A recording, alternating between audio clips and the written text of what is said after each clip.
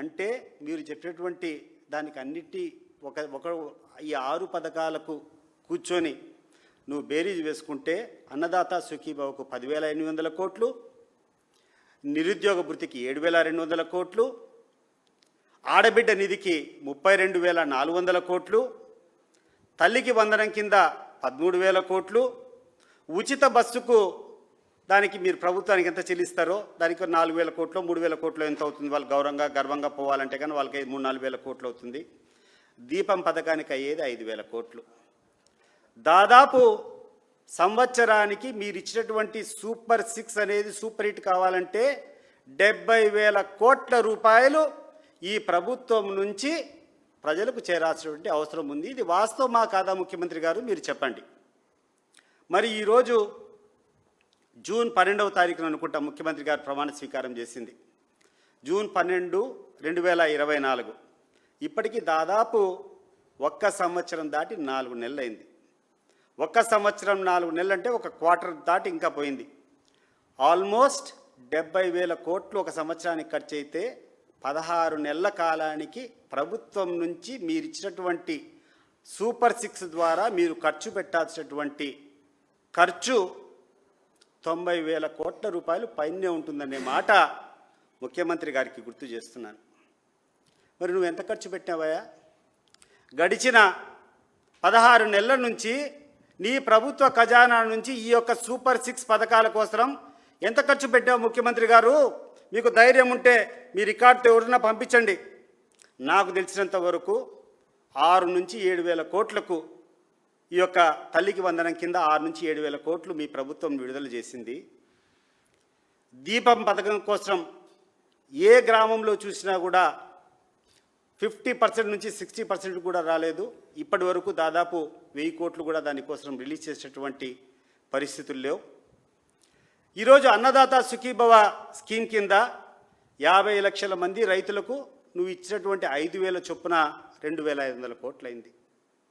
ఇవన్నీ కూడితే 12,000 నుంచి 13,000 కోట్లు ఖరీదవుతాయి. నీ ప్రభుత్వం నుంచి ఈ రాష్ట్ర ప్రజలకు నువ్వు ఇచ్చినటువంటి సూపర్ 6 హామీ పథకం కింద ప్రజలకు ఈ ప్రభుత్వం నుంచి పోయినటువంటి మొత్తం 12 నుంచి 13,000 కోట్లు. ఇది వాస్తవం కాదా ముఖ్యమంత్రి గారు? మీరు ఒకసారి ఆలోచన చేసి చెప్పండి.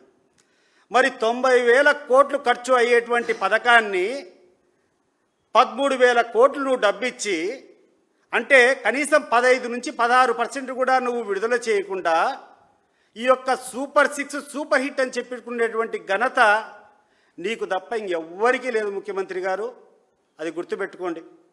నువ్వు ఏమైనా ప్రజలు ఏమైనా పిచ్చోళ్ళు అనుకుంటాడేమో. ప్రతి ఒక్క డీటెయిల్స్ ప్రజలకు తెలుసు. ఈరోజు నువ్వు చేసేటువంటి ఫెయిల్యూర్ వల్ల నువ్వు డేటాబేస్ పెట్టడం లేదు.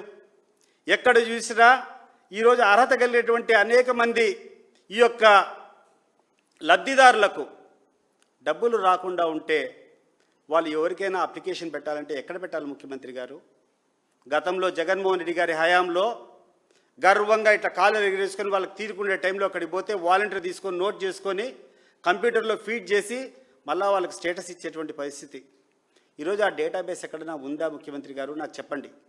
ఇప్పటి వరకు మీరు ఇచ్చినటువంటి పథకాల్లో లబ్ధి చేకూరినటువంటి వ్యక్తులు వాళ్ళ గ్రీవెన్స్ కోసం మీకు చెప్పాలా అంటే ఎవరికి చెప్పాలా? అటువంటి అప్లికేషన్స్ ఎన్ని వచ్చినాయి, వాటికి మీరు చూపించినటువంటి పరిష్కారం ఏంది అని చెప్పి ఈ సందర్భంగా ఈ యొక్క ముఖ్యమంత్రి గారిని, ఈ యొక్క ఉప ముఖ్యమంత్రి గారిని నేను ప్రశ్నిస్తున్నా. ఈయనేమో కూర్చొని పెద్ద ఎత్తున ఒక అబద్ధాన్ని నిజం చేయాలని చెప్పి 1,00,000 మంది జనాభా కూర్చొని నీ ఇష్టం వచ్చినట్టు ఊదరగొడితే నమ్మేదానికి ఏమన్నా ప్రజలు ఏమైనా చెవులో పూలు పెట్టుకొని ఉండారా? ఒకసారి ఆలోచన చేయి. నేను చెప్పిన మాటల్లో ఏమైనా అవాస్తవం ఉందా? నువ్వు చెప్పినటువంటి పథకాలు, నువ్వు ఇచ్చినటువంటి హామీలు నెరవేరాలంటే 90,000 కోట్లు ఈ ప్రభుత్వానికి ఖర్చు అవుతుందా లేదా ముఖ్యమంత్రి గారు 16 నెలల పొడవునా? మరి 16 నెలల పొడవునా నీ యొక్క రాష్ట్ర ఖజానా నుంచి 13,000 కోట్ల కంటే ఎక్కువ పోయినటువంటి సందర్భం ఉందా? ఉంటే దయచేసి తెలియజేయండి మాకు. మరి ఇంత ఘోరంగా అట్టర్ ఫ్లాప్ అయినటువంటి పథకాన్ని, అట్టర్ ఫ్లాప్ అయినటువంటి హామీని కూర్చొని సూపర్ 6 సూపర్ హిట్ అని చెప్పేటువంటి ఘనత, దానికి మళ్ళా 1,00,000 మంది జనాభా సాక్ష్యం. నీకు నువ్వు కూర్చొని మాట్లాడుతూ ఉంటే నువ్వు చెప్పేటువంటి అబద్ధాలను ఆమోదింపజేయడానికి 1,00,000 మందిని జనాభా కూర్చున్నావు. ఇది కరెక్టా అని చెప్పి నేను అడుగుతున్నాను. ఈ యొక్క సూపర్ 6 కంటే తర్వాత నువ్వు ఇచ్చినటువంటి 143 హామీల్లో బీసీలు, ఎస్సీ, ఎస్టీ మహిళలకు అందరికీ, ఆ యొక్క బీసీ, ఎస్సీ, ఎస్టీలో ఉన్నటువంటి బలహీన వర్గాల వాళ్ళకందరికీ కూడా 50 ఏళ్ళు దాటితే పెన్షన్ ఇస్తా అని చెప్పావు. ఎక్కడికి పోయినాయా పెన్షన్లు? బీసీలకు ఎక్కడైనా 50 ఏళ్ళు దాటితే పెన్షన్ వచ్చిద్దా? ఎస్సీలకు ఎక్కడైనా 50 ఏళ్ళు దాటితే పెన్షన్ వచ్చిద్దా? 50 ఏళ్ళు పక్కన పెట్టు. నీ ప్రభుత్వం వచ్చిన 16 నెలల్లో, ఈ ప్రభుత్వం వచ్చినటువంటి 16 నెలల్లో కొత్తగా ఒక్క పెన్షన్ అయినా ఇచ్చావా చంద్రబాబు నాయుడు గారు? నేను అడుగుతున్నాను సూటిగా. కొత్తగా ఒక పెన్షన్ ఇచ్చినావా? నువ్వు ఇచ్చినటువంటి కొత్త పెన్షన్ లేదంటే ఎక్కడన్నా భర్త చనిపోతే ఆ భర్త స్థానంలో భార్యకి ఇచ్చినటువంటి పెన్షన్లు తప్పితే కొత్తగా పెన్షన్లు ఇచ్చావా అని చెప్పి నేను అడుగుతున్నా. ఈ సందర్భంగా రాష్ట్ర ప్రజలకందరికీ గుర్తు చేస్తున్నా నేను, చంద్రబాబు నాయుడు గారు దిగిపోయే సమయానికి 45 లక్షల మంది ఈ యొక్క పెన్షన్ ద్వారా లబ్ధి పొందుతూ ఉంటే, జగన్మోహన్ రెడ్డి గారి 5 సంవత్సరాల హయాంలో దాదాపు 64 లక్షల మందికి పెన్షన్ ఇచ్చేటువంటి పరిస్థితి. అంటే దాదాపు 20 లక్షల మందికి కొత్తగా పెన్షన్ ఇచ్చేటువంటి ఘనత జగన్మోహన్ రెడ్డి గారిది. మరి నువ్వు అధికారం వచ్చినప్పుడు 64 లక్షల పెన్షన్లు జరుగుతూ ఉంటే, ఇప్పటి వరకు నాకున్నటువంటి సమాచారం ప్రకారం దాదాపు 7 నుంచి 10 లక్షల మంది లబ్ధిదారులు 60 సంవత్సరాలు దాటి వెయిటింగ్ లిస్టులో ఉంటే, ఉన్నటువంటి పెన్షన్లు 6 లక్షల మందికి కోత విధించింది వాస్తవం కాదా అని చెప్పి నేను అడుగుతున్నాను. ఏ రకంగా మీరు జగన్మోహన్ రెడ్డి పరిపాలనకు కంపారిజన్ అని చెప్పి నేను అడుగుతున్నాను.